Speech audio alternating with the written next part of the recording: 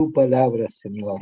Y esos hombres que tú caminaste con ellos, Señor, camino de Maús, tu palabra dice que cuando llegó el momento tú le abriste el entendimiento. Señor, y en este tiempo, Señor, es el mismo.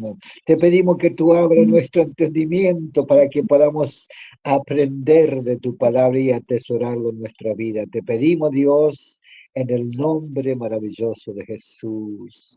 Amén, mi Dios, y amén.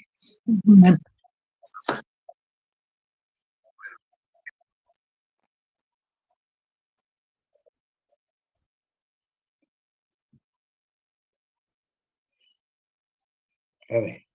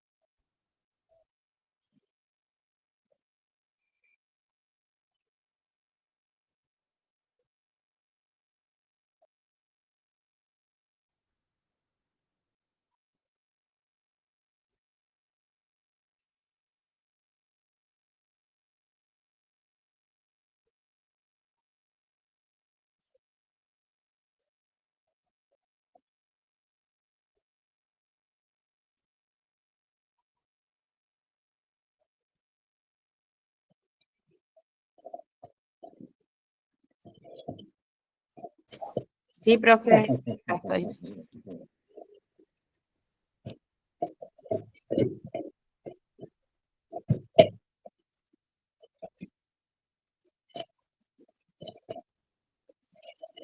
Chufló, dijo. 10 y 11, ¿no? Bueno, leemos en el nombre del Padre, del Hijo y del Espíritu Santo, dice la palabra. En Frigia y Panfilia, en Egipto y en las regiones de África, más allá de Cirene, y romanos aquí residentes, tanto judíos como prosélitos, cretense y árabe, les oímos hablar en nuestras lenguas las maravillas de Dios.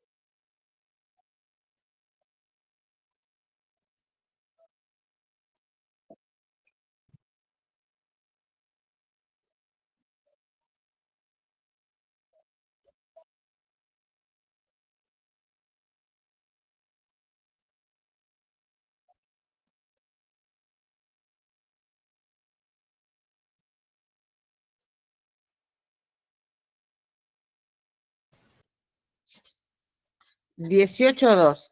Y halló a un judío llamado Aquila, natural del Pronto, recién venido de Italia, con Priscila, su mujer, por cuanto Claudio había mandado que todos los judíos saliesen de Roma. Fue a ellos.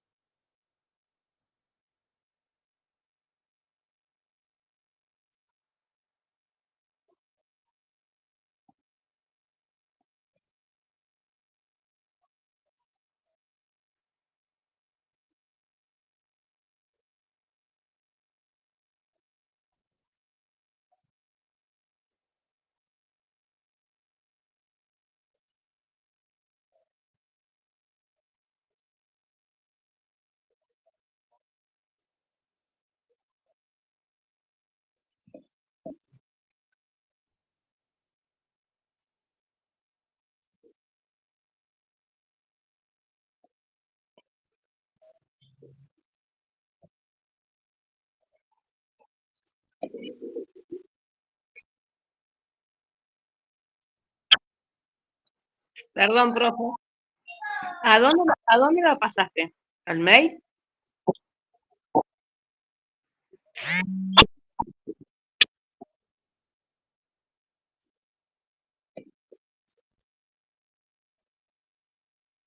Ah, yo no estoy agregada en tu grupo.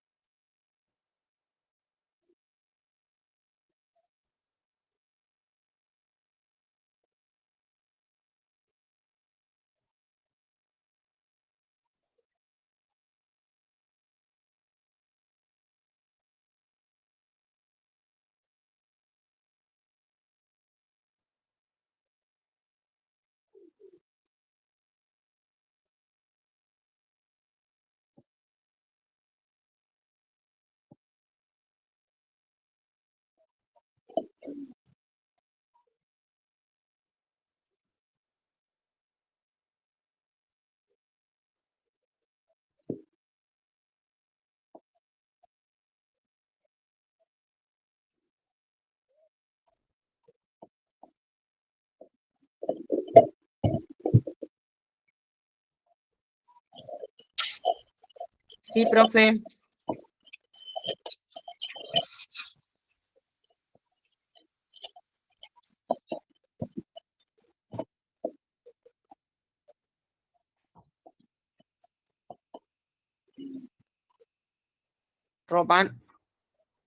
En Romanos.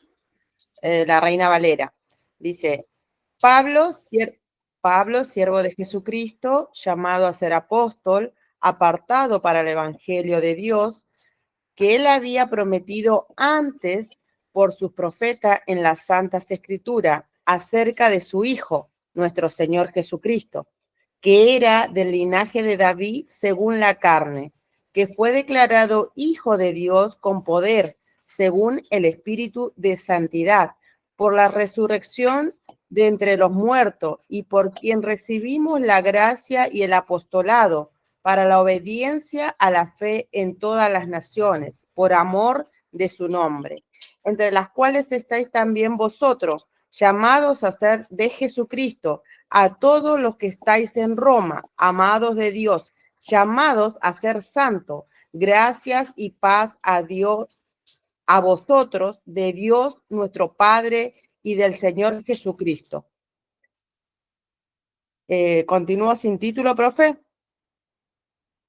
Bueno, primeramente doy gracias a mi Dios mediante Jesucristo con respecto a todos vosotros de que vuestra fe se divulga por todo el mundo, porque testigo me es Dios, a quien sirvo en mi espíritu en el evangelio de su Hijo, y de quien sin cesar hago mención de vosotros, siempre en mis oraciones, rogando que de alguna manera tenga al fin, por la voluntad de Dios, un próspero viaje para ir a vosotros, porque deseo veros para comunicaros algún don espiritual, a fin de que seáis confirmados. Esto es para ser mutuamente confortados por la fe, que no es común a vosotros y a mí. Pero no quiero, hermanos, que ignoréis que muchas veces me he propuesto ir a vosotros, pero hasta ahora he sido estorbado, para tener también entre vosotros algún fruto, como entre los demás gentiles, a griegos y a no griegos, a sabio y a no sabio. Soy deudor, así que en cuanto a mí, pronto estoy a anunciaros el evangelio también a vosotros que estáis en Roma. Porque no me avergüenzo del evangelio, porque es poder de Dios para salvación a todo aquel que cree, al judío primeramente y también al griego, porque en el evangelio la justicia de Dios se revela por la fe y para fe, como está escrito, mas el justo por la fe vivirá. Porque la ira de Dios se revela desde el cielo contra toda impiedad e injusticia de los hombres que detienen con injusticia la verdad, porque lo que de Dios se conoce les es manifiesto, pues Dios se le manifestó porque las cosas invisibles de él, su entorno, poder y deidad se hacen claramente visibles desde la creación del mundo, siendo entendidas por medio de las cosas hechas de modo que no tienen excusa, pues habiendo conocido a Dios, no le glorificaron como a Dios, ni le dieron gracias, sino que se envanecieron en su razonamiento y su necio corazón fue entenebrecido. Profesando ser sabios, se hicieron necios y cambiaron la gloria del Dios incorruptible en semejanza de imagen, de hombre corruptible, de aves, de cuadrúpedos y de reptiles, por lo cual también Dios lo entregó a la inmundicia en la concupiscencia de su corazón, de modo que deshonraron entre sí sus propios cuerpos, ya que cambiaron la verdad de Dios por la mentira, honrando y dando culto a las criaturas antes que al Creador, el cual es bendito por los siglos. Amén. Por esto Dios los entregó a pasiones vergonzosas, pues aún sus mujeres cambiaron el uso natural por el que es contra naturaleza. Y de igual modo también los hombres, dejando el uso natural de la mujer, se encendieron en su lascivia unos contra otros, cometiendo hecho vergonzoso, hombre con hombre, y recibiendo en sí mismo la retribución debida a su extravío.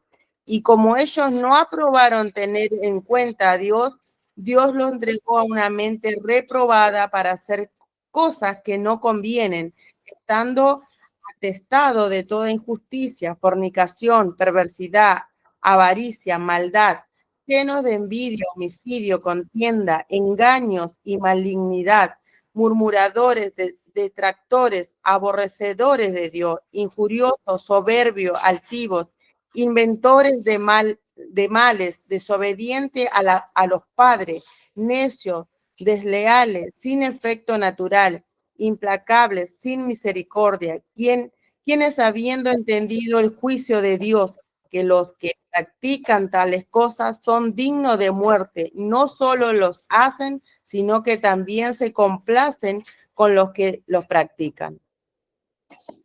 Amén.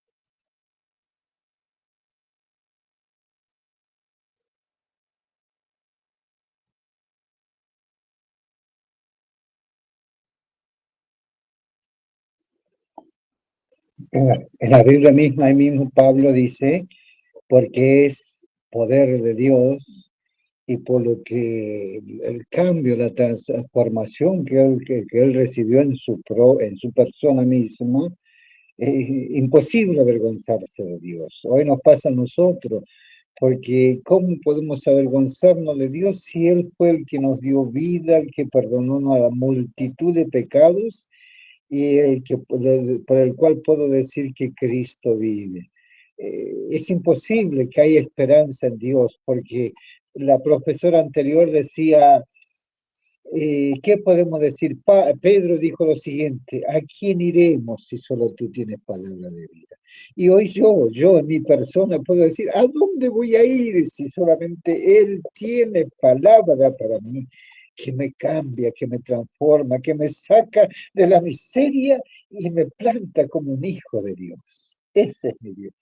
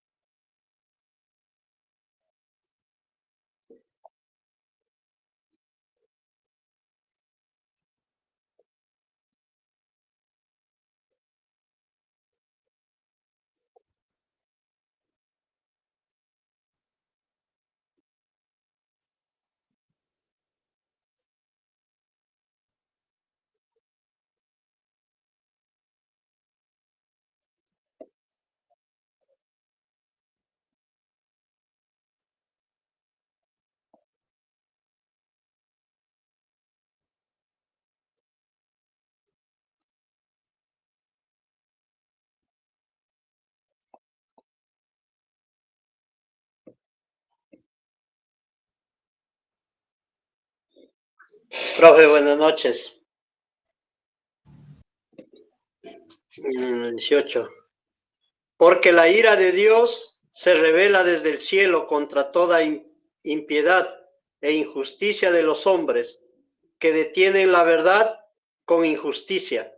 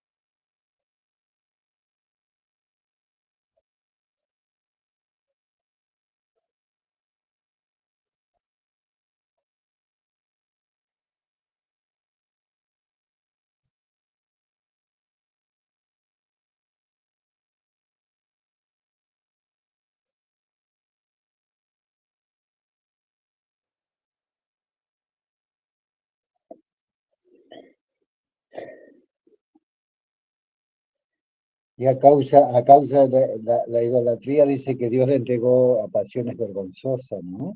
Porque no le tuvieron a Dios en primer lugar, sino que en vez de buscar o glorificar a Dios, glorificaron a las cosas que Dios creó, imágenes, reptiles, aves, y Dios le entregó una mente reproba, ¿no? Reprobada por causa de su idolatría, ¿no?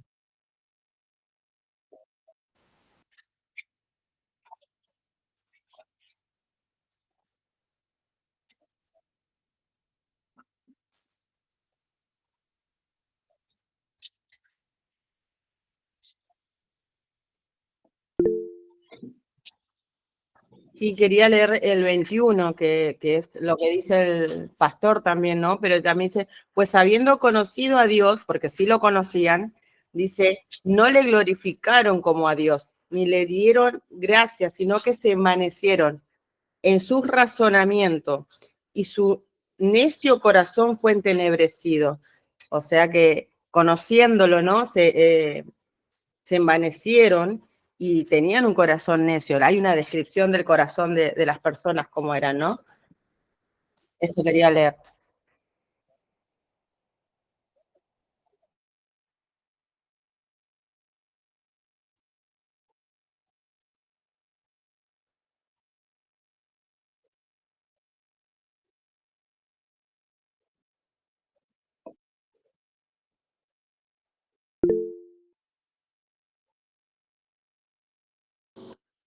Hola, buenas noches.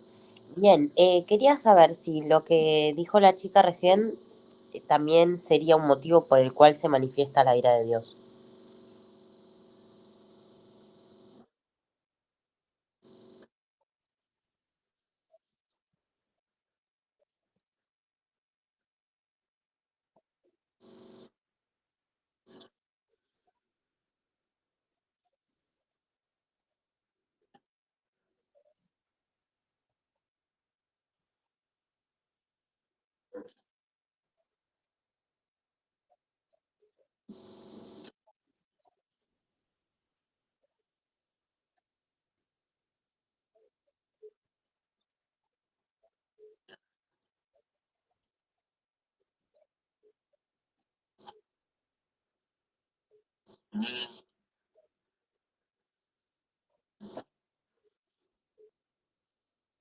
Ah, bueno, gracias, no quería notar mal.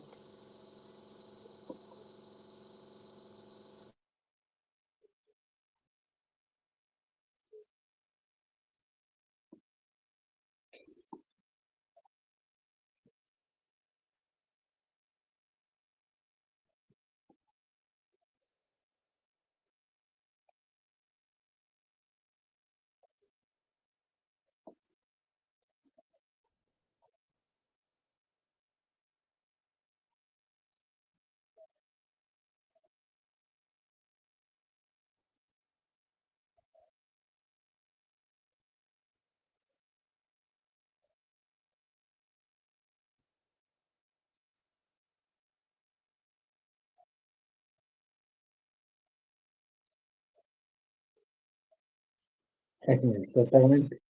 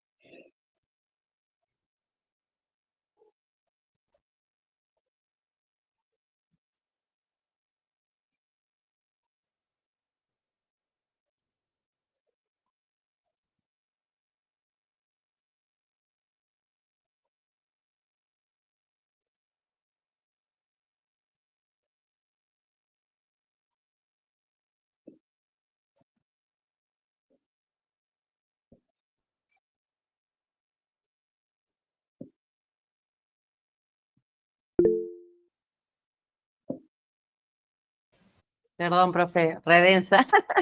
No, preguntar no, pero estaba escuchando que estábamos hablando del pecado que remarcaba, ¿no?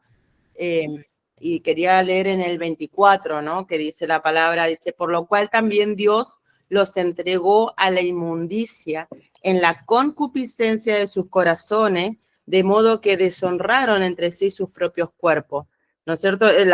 Lo marqué acá porque la concupiscencia es un deseo, una pasión, ¿no? Que nace en el corazón y es de la propia carne, ¿no? Que cuando hacemos lo que nuestra carne desea, es directamente nos entregamos a todas las pasiones, ¿no? Ya sea, no todas las aberraciones que se leyó abajo, que hay otros tipos de pecado, ¿no?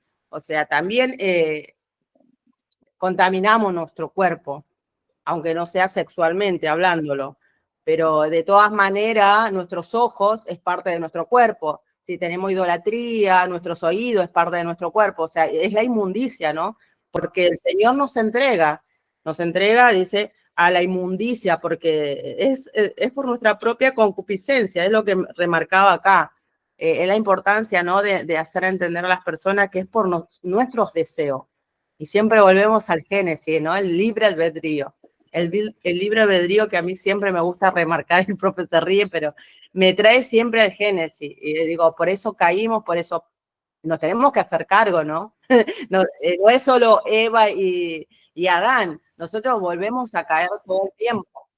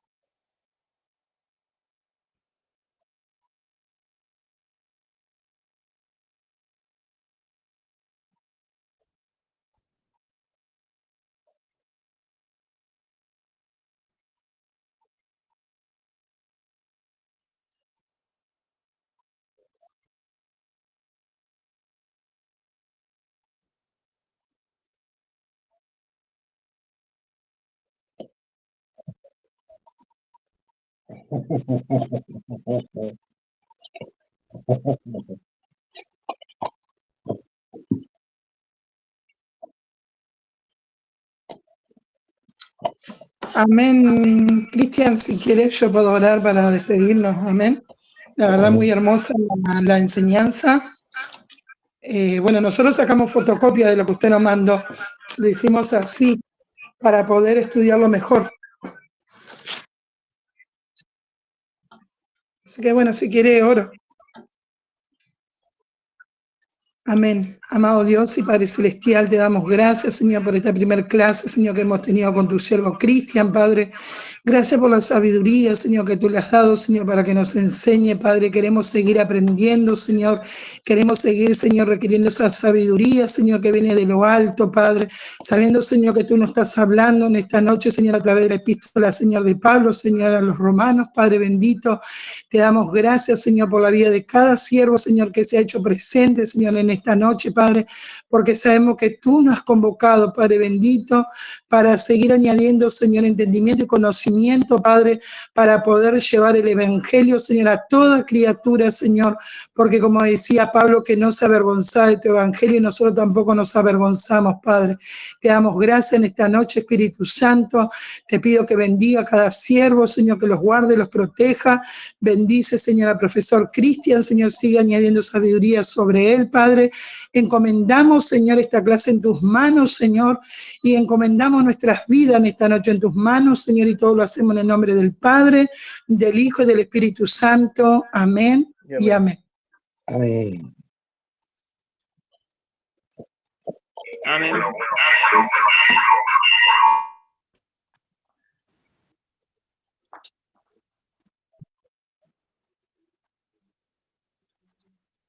Amén. Amén. Dios los bendiga. Gracias. Buenas noches a todos Bendiciones los a todos. compañeros.